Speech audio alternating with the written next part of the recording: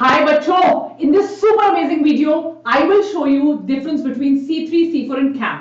Photosynthesis का मतलब होता है कि सन आया है और प्लांट में फोटो मतलब लाइट में फोटोसिंथेसिस करके शुगर बना है। In the presence of sunlight पानी टूटता है और H और E निकलता है और प्लांट अपने लिए कार्बोहाइड्रेट्स बनाता है। फोटोसिंथेसिस तीन टाइप का होता है। We will stop here. हम थोड़ा सा पीछे जाएंगे और हम देखेंगे कि कैसे फोटोसिंथेसिस तीन टाइप का होता है। सबसे पहले टाइप का फोटोसिंथेसिस होता है C3, राइट? C3 इसलिए कहा जाता है बिकॉज यहां पर सबसे इंपॉर्टेंट जो कंपाउंड बनता है वो एक 3 कार्बन कंपाउंड होता है। एक्चुअली रूबिस्को जब कार्बन लेता है तो 6 कार्बन बनते हैं, पर ये जो 6 कार्बन होता है ये अनस्टेबल होता है और 3 कार्बन PGA बन जाता है। उसके बाद जब कभी 4 कार्बन कंपाउंड डोमिनेंट बने, जैसे कि ऑक्सैलोएसिटिक एसिड जो मेज में होता है, that is called the C4 cycle. कभी अगर डेजर्ट प्लांट्स को रात को स्टोमेटा ओपन करना पड़ता है, जिसकी वजह से वो रात को CO2 अपनी बॉडी में स्टोर करते हैं plants, that is referred to as a crassulacean acid metabolism which is done by xerophytes. Let us look at each one of them in a beautiful video. मैं आपको सब करवा देती हूं। चलिए सबसे पहले आते हैं हम C3 प्लांट्स पे। 85% of the plants found in the world are C3 plants. हम यहीं रुकेंगे। अगर 85% प्लांट्स C3 प्लांट्स है तो क्या जरूरत पड़ी C4 और CAM करने की? ये जो C3 प्लांट्स हैं बच्चों, ये बहुत गलत प्लांट्स हैं, नॉटी प्लांट्स हैं, बिगड़े हुए प्लांट्स हैं, जस्ट लाइक यू। ये कार्बन डाइऑक्साइड की बजाय कई बार when the amount of carbon dioxide is less, ये ऑक्सीजन को एक्सेप्ट कर लेते हैं। Rubisco is called as RUBP, carboxylase oxygenase. So when the amount of carbon dioxide is less, I will show you they accept oxygen which is not needed. क्योंकि photosynthesis first video का part याद करिए, मुझे starch बनाना है, need C6H12O6, मुझे carbon dioxide नहीं चाहिए, इसीलिए एवोल्यूशन होकर C4 और CAM प्लांट्स को आना पड़ा। Let us look at the C3 plants here. क्या करते हैं ये C3 plants? So 85% of the plants are C3 plants. What do they do? C3 is a type of carbon molecule produced. The first stable carbon molecule is a 3 carbon compound. रुकते हैं तो ये plant है, ये upper epidermis, lower epidermis, stomata, stomata से gaseous exchange होगी, ये बाहर के मेसोफिल सेल्स, ये xylem phloem. These mesophyll cells are the site for C3 reaction. Stomata open है, आपको दिख रहा है? We'll move forward. स्टोमेटा से जो है कार्बन डाइऑक्साइड अंदर आएगा, मेसोफिल सेल्स में रूबिस्को होगा और फोटोसिंथेसिस हो जाएगा। तब तक तो बात बिल्कुल ठीक है। अभी आप वीडियो में देखेंगे केल्विन साइकिल होगा, कार्बन डाइऑक्साइड आया, first stable compound is a C3 compound, glycerol है 3 फॉस्फेट बनेगा और फाइनली आपको पता है C6H12O6 भी बन जाएगा।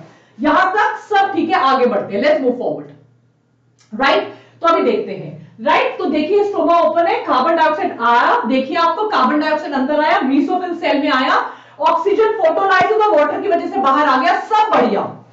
और अगर बाहर ज्यादा धूप हो गई, कुछ गड़बड़ हो गई, तो स्टोमेटा क्लोज हो गया। अब जब स्टोमेटा क्लोज होगा, वी विल स्टॉप हियर। अब जब स्टोमेटा क्लोज होगा and we just go back a little. अब जब स्टोमेटा क्लोज हो गया, because it is hot outside, तो अंदर ऑक्सीजन अंदर रह गया, जो फोटोलाइसिस और वाटर की वजह से बना। फोटोसिंथेसिस में ऑक्सीजन तो बाय प्रोडक्ट बनेगा ही। अब जब अंदर ऑक्सीजन आ गया तो ये केल्विन साइकिल नहीं चलेगी, C3 कंपाउंड नहीं बनेगा, बिकॉज रूबिस्को जो है वो ऑक्सीजन के साथ अटैच हो जाएगा, जो मुझे नहीं चाहिए। This is the main disadvantage of C3 cycle.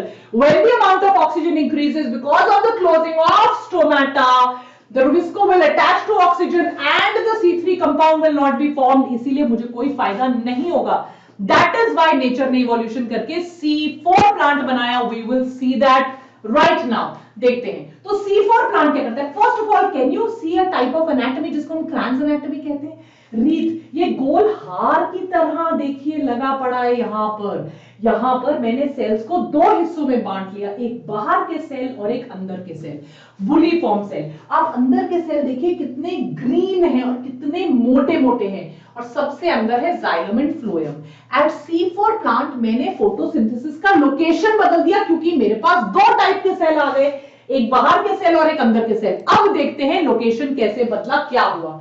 Stomata यहां भी ओपन होता है, स्टोमेटा जब यहां पर ओपन होता है, यहां भी कार्बन डाइऑक्साइड अंदर जाएगा, कार्बन डाइऑक्साइड अंदर जाके मेसोफिल सेल में आ गया, वहां पर मेसोफिल सेल ही केल्विन साइकिल कर रहे थे, पर यहां पे इस कार्बन डाइऑक्साइड को फिक्स करके रुकेंगे हम यहां।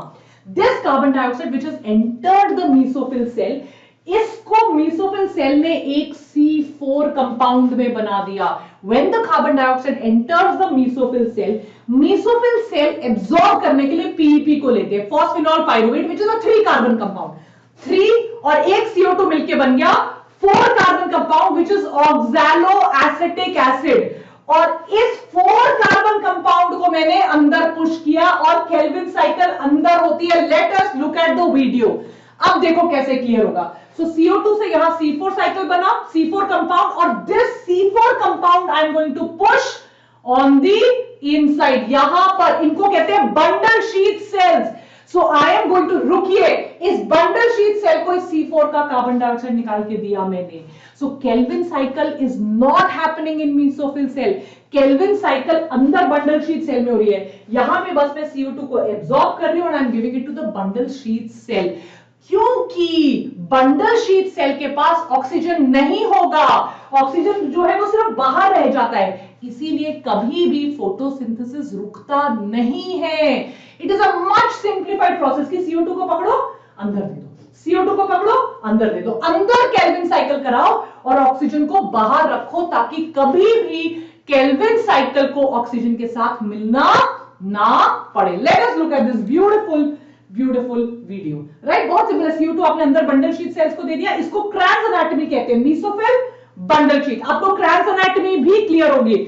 ऑक्सीजन बाहर रह गया तो ऑक्सीजन कभी भी केल्विन साइकिल को रोकेगा नहीं। यही चीज सेम टू सेम अगर आप रात को करो, कि रात को आपने स्टोमेटा ओपन किया और रात को, yes we look at the video, रात को अगर आपने स्टोमेटा ओपन किया और रात को नाइट टाइम पे आपने अगर कार्बन डाइऑक्साइड को एब्सॉर्ब किया, टाइमिंग बदल दिया, बस सेम काम करना है, पर सेम काम रात को करना है, बिकॉज ये डेजर्ट प्लांट्स, अगर आपने दिन में स्टोमेटा खोल दिया सारा पानी बाहर चला जाएगा, प्लांट्स की विल्टिंग की वजह से डेथ हो जाएगी। सो नाइट टाइम में आपने CO2 को एब्सॉर्ब करके C4 में कन्वर्ट कर दिया। You are doing this during night time, that is the only difference, because आपको वाटर लॉस नहीं करवाना है, बिकॉज ये डेजर्ट प्लांट है, आपको स्पाइन दिख रहा होगा, जीरोफाइटिक प्लांट है, सेम चीज। यू जस्ट हैव टू, देखो बंडल शीट है, यहां भी सेम चीज। दिन के टाइम फिर आप आराम से अपनी केल्विन साइकिल करते रहिए। स्टोमेटा वाला काम, CO2 को एब्सॉर्ब करने वाला काम सिर्फ आपको नाइट टाइम पे करना है। That is why it is called crassulacean acid metabolism. It is basically a part of desert plants, xerophytic plants. तो ये रही आपकी 3 टाइप की cycle, C3, C4, CAM। Did you understand this? And day time पे आप अपना कर लीजिए। This is how evolution has occurred in photosynthesis. Plants have adapted themselves to their surrounding condition. C3 stable compound, C3 होता है। C4 में आप देखोगे हमने क्रैन्स एनाटॉमी कर दी है, 2 टाइप का कर दिया। देखिए, mesophyll cell, bundle sheath cell. Bundle sheath cell पे ऑक्सीजन नहीं है, और जब हमने टाइम के हिसाब से उसको सेपरेट कर दिया, night and day, that is called the crassulacean acid metabolism. It's so simple. I hope आपको ये वीडियो पसंद आया हो। Don't forget to like, share and subscribe. Take care, bye.